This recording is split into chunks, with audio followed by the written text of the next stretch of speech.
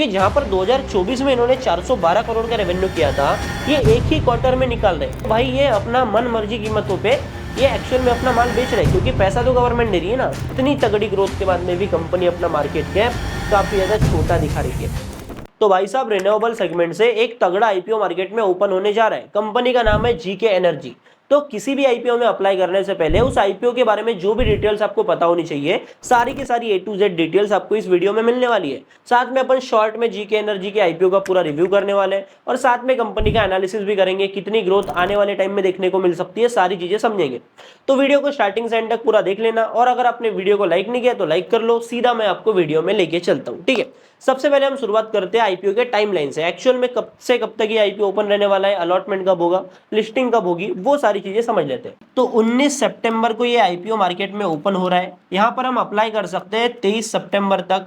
IPO का allotment basis clear होगा 24 सितंबर को, और बाकी इसके लिस्टिंग की बात करें तो 26 सितंबर को ये जो आईपीओ है मार्केट में लिस्ट होने वाला है। आईपीओ का इशू साइज होने वाला है 464 करोड़ रुपए का, और बढ़िया बात यह है कि यहाँ से जो मेजर पोर्शन है ना वो कंपनी के पास में जाने वाला है। मतलब ये जो जितना भी पैसा उठेगा यहाँ से लगभग 400 करोड़ रुपए कंपनी के पास में जाएगा। मतलब 400 करोड़ का इस आईपीओ में होने वाला है फ्रेश इशू, और जो बचा हुआ अमाउंट है 64 करोड़ रुपए का, ये है यहाँ पर ऑफर फॉर सेल OFS। अभी ये जो 400 करोड़ रुपए कंपनी मार्केट से उठा रही है ना, इसका ये यूज कहां करेंगे वो भी अपन समझ लेते हैं।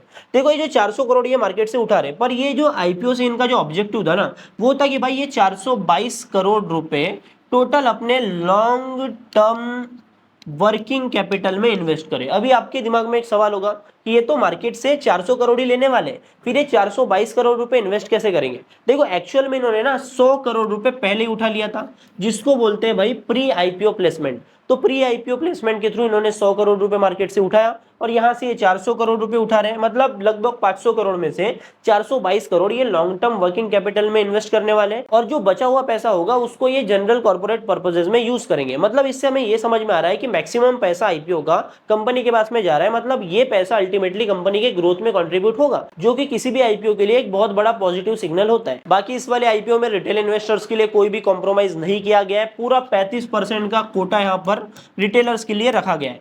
अब 35% का कोटा है तो यहाँ पर कितने लोगों को अलॉटमेंट मिलने वाला है वो भी समझ लेते हैं। तो 108K मतलब लगभग 1,08,000 लोगों को इस वाले आईपीओ में अलॉटमेंट मिलने वाला है। कंपनी ने प्राइस बैंड रखा है 145 टू 153 रुपीस पर शेयर का, मतलब लगभग 153 रुपए के भाव पर हमको जीके एनर्जी का शेयर अलॉट होने वाला है। तो भाई साहब अभी अपन बात कर लेते हैं कंपनी के बिजनेस की, और बिजनेस को समझने के लिए हम सिंपल से आते हैं किसी भी कंपनी के ऑफिशियल वेबसाइट के ऊपर। तो यहाँ पर हम ऑफिशियल वेबसाइट के ऊपर आ चुके हैं। देखो मैंने आपको पहले ही बताया था कि कंपनी एक रिन्यूएबल सेक्टर की कंपनी है, और रिसेंट टाइम में ना हमको सोलर की कंपनीज काफी ज्यादा आती हुई दिखाई दे रही है। और अभी जो आईपीओ लाइन से लगे ना आने वाले टाइम में, मतलब 2-3 दिनों की बात कर रहा हूँ, लगभग 23 तारीख को भी एक सोलर वाली कंपनी आ रही है। तो सोलर वाली कंपनी काफी ज्यादा मार्केट में आती दिखाई दे रही है, ठीक है।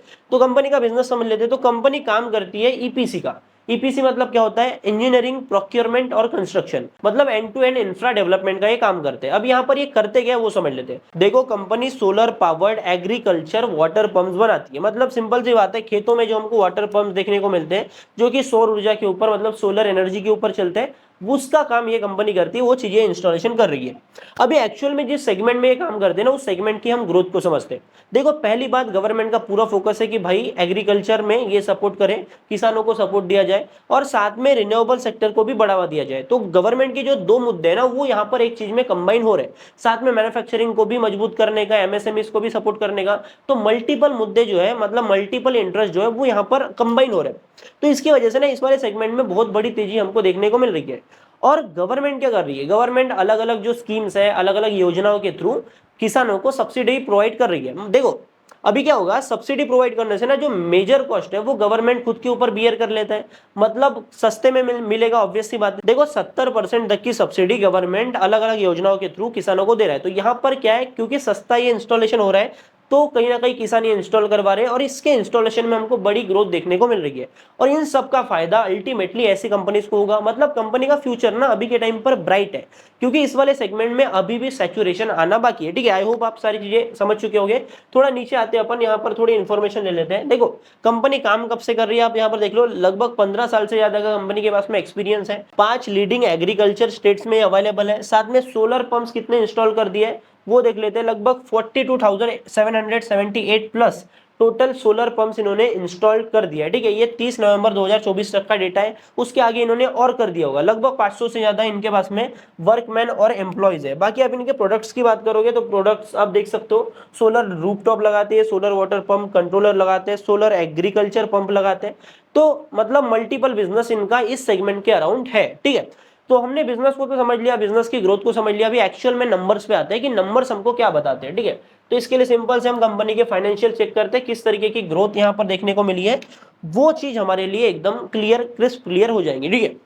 तो 2022 से 2024 तक का डेटा है। और कल ही हमने एक चीज डिस्कस किया था, हमें पता है कि अगर किसी कंपनी के क्वार्टरली रिजल्ट काफी ज्यादा तगड़े हैं ना, तो वो क्वार्टर का भी रिजल्ट यहाँ पर डालते हैं, ठीक है। तो इन्होंने सितंबर 2024 का भी डेटा डाला है, क्योंकि यहाँ पर ऑब्वियस सी बात है भाई, ये दिखाना चाहिए। क्योंकि जहां पर 2024 में इन्होंने 412 करोड़ का रेवेन्यू किया था, ये एक ही क्वार्टर में निकाल रहे। देखो मैंने आपको फिर से एक बार पहले ही बोला था कि भाई गवर्नमेंट इस चीज को ना काफी ज्यादा सपोर्ट कर रही है। तो क्योंकि किसानों को सब्सिडीज भी मिल रही है, तो किसान यहाँ पर काफी ज्यादा तेजी से इंस्टॉलेशन करा रहे हैं और ये सेगमेंट काफी ज्यादा तेजी से ग्रो कर रहा है, जो कि हमें इनके रेवेन्यू में देखने को मिल रहा है।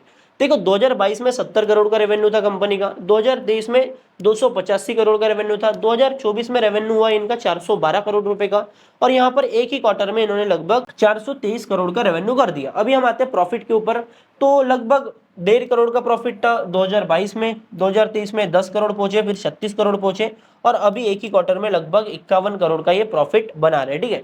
एसेट की बात करें तो यहाँ पर एक साल के अंदर इनके जो एसेट्स है डबल से भी ज्यादा हो चुके हैं। मतलब एसेट्स में भी काफी ज्यादा तेजी देखने को मिल रही है। मतलब फंडामेंटली कंपनी काफी ज्यादा मजबूत देखने को मिल रही है। अब बात आ जाती है वैल्यूएशन की, लेकिन वैल्यूएशन को समझने से पहले ना हम थोड़ी इसके रेशियो समझ लेते हैं।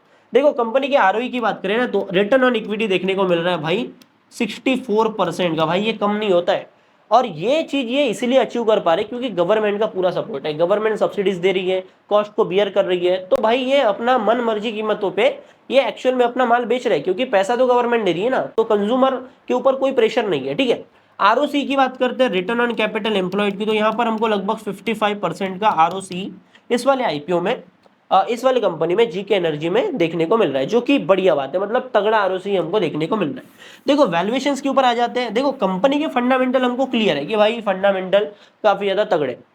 मार्केट कैप देख लेते हैं। मार्केट कैपिटलाइजेशन निकल के आ रहा है मात्र 3,103 करोड़ रुपए का। मतलब इतनी तगड़ी ग्रोथ के बाद में भी कंपनी अपना मार्केट कैप काफी ज्यादा छोटा दिखा रही है, ठीक है। बाकी इस कंपनी के वैल्यूएशन की बात करें, जिसके लिए हम यहाँ पर पी रेशो देखते हैं, तो price to earning ratio company का निकल के आ रहा है मात्र 22 का। अभी आप बोलोगे कि भाई 22 का पी रेशो क्यों, क्योंकि 2024 का डेटा तो भाई काफी कम है ये। लेकिन आप यहाँ पर एक चीज समझो, ये एक ही क्वार्टर का डेटा हमको देखने को मिल रहा है 51 करोड़ का। तो इसके हिसाब से हम एक ऑप्टिमिस्टिक और लॉजिकल वैल्यूएशन निकाले तो लगभग 22 का पी इसका निकल के आता है 2025 के प्रॉफिट्स के हिसाब से, ठीक है। देखो फंडामेंटली फाइनेंशियली कंपनी काफी ज्यादा बढ़िया है, जिस सेक्टर से कंपनी आती है वो भी काफी ज्यादा बढ़िया है। अब हम बात करते हैं फाइनली इसके जीएमपी की, ग्रे मार्केट प्रीमियम की। देखो 145 रुपए से 153 रुपए का यहाँ पर शेयर देखने को मिल रहा है। मतलब 153 रुपए के भाव पर इन्वेस्टर्स को मिलेगा। तो 153 रुपए के भाव पर लगभग 45 रुपीज पर शेयर का इसका जीएमपी ग्रे मार्केट प्रीमियम चल रहा है। परसेंट वाइज ज्यादा तो 29% के करीब हमको यहाँ पर दिखाई दे रहा है। देखो 15% के ऊपर है अपना फॉर्मूला कि भाई 15% के ऊपर जीएमपी होना चाहिए। मार्केट कंडीशन बढ़िया, कंपनी के फाइनेंशियल फंडामेंटल सारी चीजें बढ़िया है, 15% के ऊपर जीएमपी है, तो मैं इस आईपीओ को कंसिडर कर रहा हूँ, ठीक है।